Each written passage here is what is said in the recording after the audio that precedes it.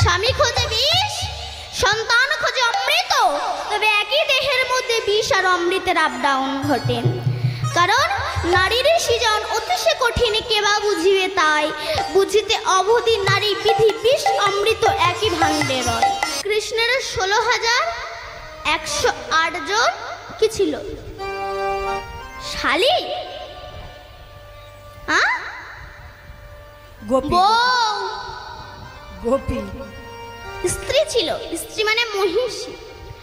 আচ্ছা, যিনি ভগবান তিনি তো নিষ্কাম পুরুষ, তাহলে তার যদি এতগুলো বউ হয় সে তো মহাকামক পুরুষ। তবে তার নাম আমরা করব কেন? আমরা বুঝছি না।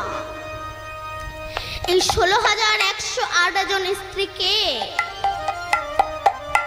16,000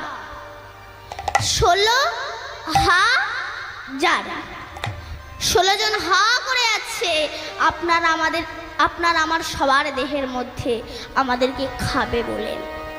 এই 16,000কে একটু বলি, 10টা ইন্দ্রিয় আর ষড়রিপু।